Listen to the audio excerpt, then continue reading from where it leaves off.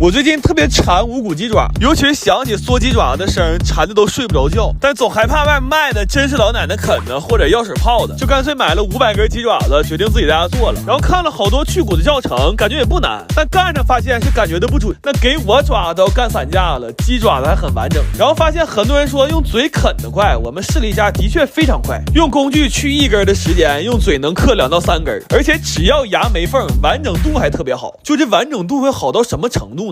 好到他妈跟外面买的是一样的。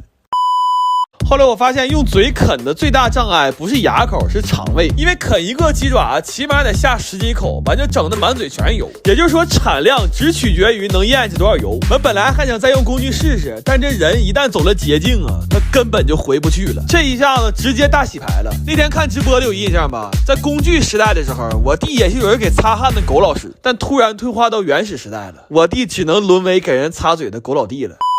但用嘴啃吧，看不见就那么地了。问题这是明厨亮灶啊！后来就决定一人拿个盆，自己啃自己的，正好口味也自己调了。这一宿去骨去的都给我啃亮了，但还有小半锅鸡爪子实在整不动了，就决定给它卤了。就在这一刻，我突然觉得人类的悲欢有那么一点相通了。这个世界上，只要有人凌晨4点起床出门炸大果，就一定有人凌晨4点没睡在家炸鸡爪子。鸡爪卤完了，正好早上9点半，在楼下早餐铺买到了最后一屉包子。然后我不知道啥毛病，吃红豆粥都觉得嘴里苦，就进屋打了几根冰激凌，正好寻凉快凉快。等我出来的时候，眼泪都掉下来了。说好了隔人啃隔人的，这一宿看的恨不得上厕所都抱着。完我弟困得迷得糊的，打包全给打串了，我当场心梗了。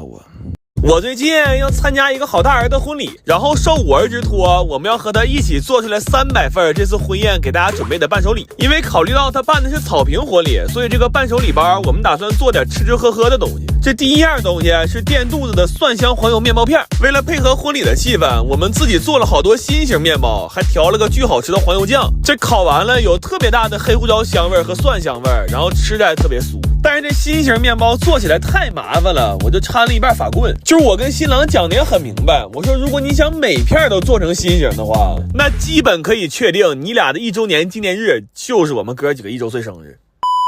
然后我们要做的第2样东西是喜糖，但是这么热的天吃糖实在太干巴了，我就买了300多斤水果，我打算做点果冻来蘸这个喜糖味。我们的计划是1大带6小，大包装做鲜果果冻，果子都扒皮去核了，冻用的是茉莉花茶做的茶底冻，这冷藏下吃真的特别清爽。然后小包装呢，我们选了6样水果榨汁儿，都做成了果汁果冻。但是快做完的时候，爹告诉我们临时又加了10桌，也就是说我们一共得做出3000多个果冻，而且只能一个一个做。这是我们做这么多东西以来第一次对数字感受到恐惧。真的，就我听到这个消息的那一刻，我他妈感觉3样东西我们想做的是最近特别火的杨梅荔枝饮，不过为了喝的时候方便，我们只保留了杨梅果肉，最后做的是杨梅荔枝气泡饮，并且做完就直接冷冻了，等拿到现场的时候正好是化的有点冰碴的状态，喝着特别爽。完了最后一样东西就纯是为了凑双数，新郎让我自行发挥，于是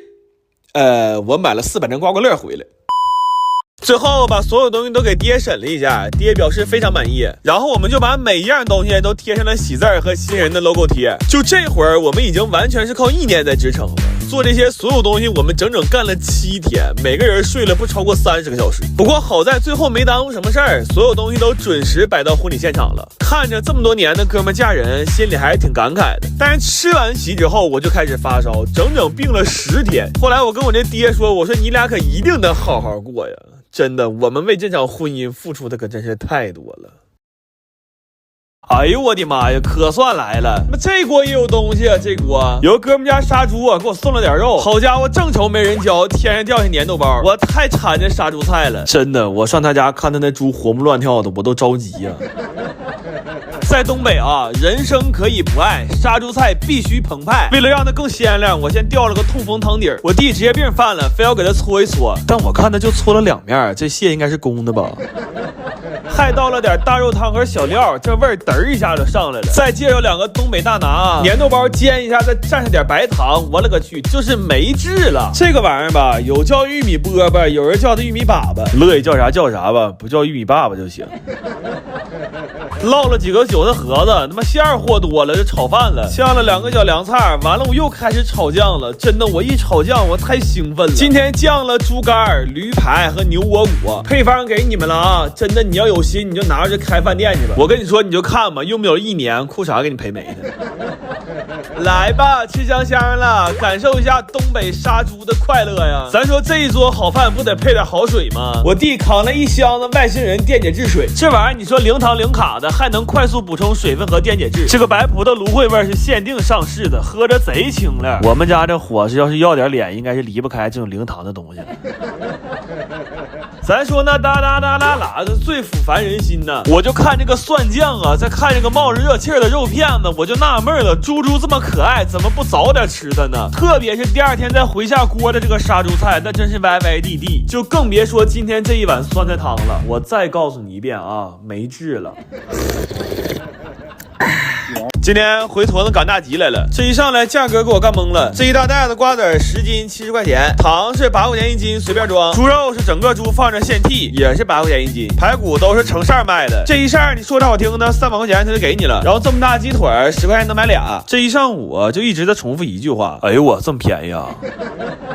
反东北大集吧，你见着啥都别觉得稀奇，鸡、羊、牛、鹅都表现得很友好。没见驴，但有卖驴肉的。这个是冻的桃，回家熬点糖水就是桃罐头了。现在天凉啊，这鱼你看能蹦跶2下，底下点着火呢。这火一撤，用不了半小时，这一盆就冻成冰。卖水果的也是点着火干的。没出太阳时候，这屋人最多。但是像冰棍啊、春卷啊这种不怕冻的，就直接放大街上卖了。问题是卖冰棍的人怕冻啊。这哥们冻赖去了，小袋2块，大袋5块，说受不了了，早赔完早回家得了。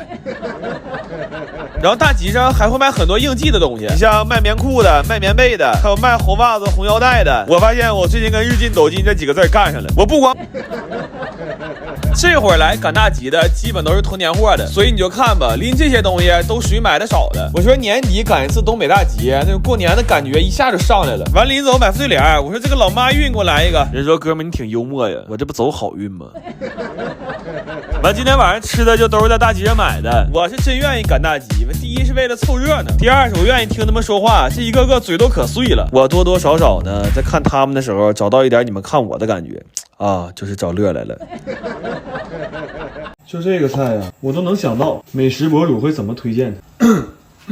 最近发现了一道超级好做的美食，快让你的男朋友学起来吧。哎，你说男朋友要是学会了，那他妈男同事干啥去呀？对不对？再点缀一下子。你说他还要男朋友有啥用？你得给我呀。鳗鱼饭。你这啥玩意儿？这不茄子吗？虽然是茄子啊，但挺好吃，有那鳗鱼味儿。刚出锅更好吃，那也吃不着啊。吃不着你就站锅旁边呗，这不明白啥意思吗？我爸今天过生日，我回来给这个老东给这个老爷做点饭，没舍得买帝王蟹，买了个龙虾。龙虾其实也是头一次吃，这给我和我妈愁的呀。哎呀妈呀！哎。不错，还得是我妈，但这其实就是生活的锤炼。我爸不他妈比龙虾难收拾多了。螃的海鲜我也整了点，但是给鲍鱼切成王八属实计划之外。做饭还是得跟我妈搭班子，不像我弟。算了，他们挺高兴的，不提他了。龙虾我决定避风塘炒了，要蒜蓉蒸，我爸非得说简单，他一个菜不做可能比别的。就这都得给他收拾干净了，他惜命，看着一点黑的就都给你撇了。这些海鲜一样当我一口，龙虾为主，爷们来个龙虾生日海鲜面，行吧。最后我又做了几个红色的菜，我妈又炒了2个没人吃的素菜，蛋糕摆当间，赶紧开席吧。来吧，吃香香了，炒肚、烧茄、油大、称蛋、蒸多、生蛋、碧龙、蒜爆、辣鲜、炸黄、龙面、干馍，妈累死我了。最后我说爷们，我敬你一杯吧。我爸给我整出个没捏式疤了，哎，我去，老头还上网，我等会儿得翻翻他的喜欢列表。